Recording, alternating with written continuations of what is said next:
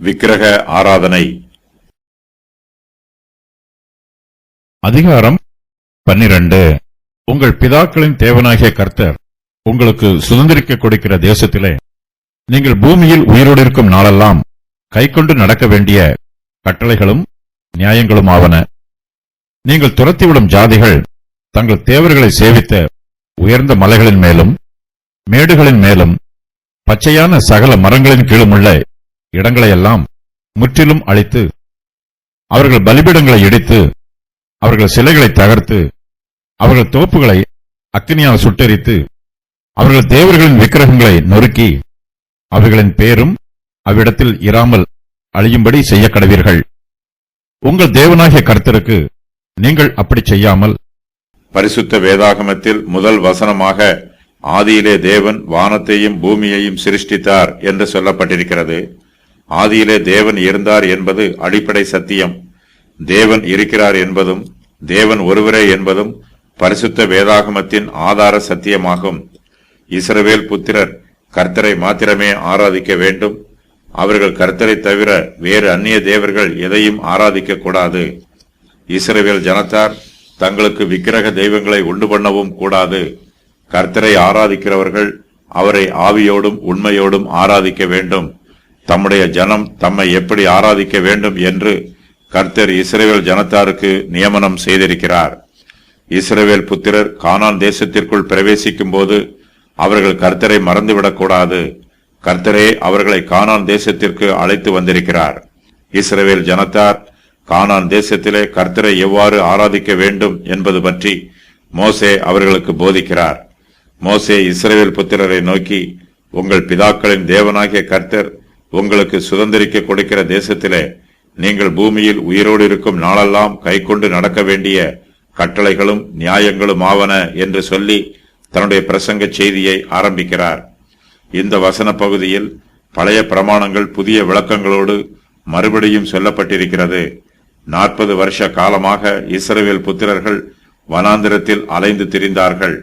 அப்பொழுது சீனாய் மலையில் கர்த்தர் இஸ்ரவேல் புத்திரருக்கு கட்டளைகளையும் நியாயங்களையும் கொடுத்தார். அப்போது அவர்களுக்கு வித்தியாசமான சூழ்நிலைகள் இருந்தது. இப்பொழுது இஸ்ரவேல் புத்திரர் வனாந்திரத்தில் அலைந்து திரிந்த 40 வருஷ காலத்தை நிறைவேற்றிவிட்டு கானான் தேசத்திற்கு பிரவேசிப்பதற்கு ஆயத்தமாக இருக்கிறார்கள். அங்கு புதிய சூழ்நிலைகள் அவர்களுக்கு உண்டாயிற்று. ஆயினும் பழைய பிரமாணங்கள் முற்றிலுமாக ஒழிக்கப்படவில்லை. புதிய கட்டளைகளுக்கு அவை ஆதாரமாயிற்று. கானான் தேசத்தில் விக்கிரக ஆராதனைக்காரர்கள் இருக்கிறார்கள். இஸ்ரவேல் புத்திரர் கானான் தேசத்திற்குள் பிரவேசிக்கும் போது புறஜாதியாரின் விக்கிரகங்களை அழித்து போட வேண்டும். இஸ்ரவேல் புத்திரருக்கும் விக்கிரக ஆராதனைக்காரருக்கும் சம்பந்தம் இல்லை. அவர்கள் விக்கிரகங்களை ஆராதிக்கிறவர்களோடு எந்தவிதமான சம்பந்தமும் கலக்கக்கூடாது. மோசே இஸ்ரவேல் புத்திரரை நோக்கி, நீங்கள் துரத்திவிடும் ஜாதிகள் தங்கள் தேவர்களை சேவித்த உயர்ந்த மலைகளின் மேலும் மேடுகளின் மேலும் பச்சையான சகல மரங்களின் கீழும் உள்ள இடங்களையெல்லாம் முற்றிலும் அழித்து அவர்கள் பலிபீடங்களை இடித்து அவர்கள் சிலைகளை தகர்த்து அவர்கள் தோப்புகளை அக்கினியால் சுட்டெரித்து அவர்கள் தேவர்களின் விக்கிரகங்களை நொறுக்கி அவைகளின் பேரும் அவ்விடத்தில் இராமல் அழியும்படி செய்ய கடவீர்கள் என்று சொல்லுகிறார். கானானியர்கள் தங்களுக்கு விக்கிரகங்களை உண்டு பண்ணி அவற்றை மேடைகளிலே நிறுத்தி அந்த விக்கிரக தெய்வங்களை ஆராதிக்கிறார்கள். இஸ்ரவேல் புத்திரரோ புறஜாதியாரின் மேடுகளை முற்றிலுமாய் அழித்து அதை சமமான தரையாக மாற்ற வேண்டும். புறஜாதியார் தங்கள் விக்கிரகங்களை உயர்ந்த மலைகளின் மேலும் மேடுகளின் மேலும் ஸ்தாபித்திருக்கிறார்கள். உயர்ந்த மலைகள் பரலோகத்திற்கு சமீபமாய் இருக்கும் என்பது புறஜாதியாரின் நம்பிக்கை. உயர்ந்த மலைகளிலும் மேடுகளிலும் தங்கள் விக்கிரகங்களை ஆராதித்தால் தாங்கள் சீக்கிரத்தில் பரலோகத்திற்கு போய்விடலாம் என்பது புறஜாதியாரின் நம்பிக்கை. மரங்களின் கீழே நிழல் அதிகமாயிருக்கும். வெயிலின் உஷ்ணத்திற்கு மரத்தின் நிழலில் ஒதுங்கினால் சரீரத்திற்கும் மனதிற்கும் இதமாக இருக்கும். புறஜாதியார்கள் சகல மரங்களின் கீழும் தங்கள் விக்கிரகங்களை ஸ்தாபித்து அந்த இடத்திலே மன ரம்மியமாக இருக்கலாம் என்று நினைக்கிறார்கள். இஸ்ரவேல் புத்திரர் நன்மையை பற்றிக் கொள்வதற்கு முன்பாக தீமையை வெறுக்க வேண்டும். கானான் தேசத்தில் ஸ்தாபிக்கப்பட்டிருக்கிற விக்கிரக ஆராதனைகள் அருவருப்பான காரியங்களாகும். ஆகையினால் இஸ்ரவேல் புத்திரர் கானான் தேசத்தில் பிரவேசிக்கும் போது முதலாவதாக அருவருப்பான விக்கிரக ஆராதனையை ஒழிக்க வேண்டும். உங்கள் அன்பு மாயமற்றதாய் இருப்பதாக தீமையை வெறுத்து நன்மையை பற்றி கொண்டிருங்கள். ரோமர் 12:9.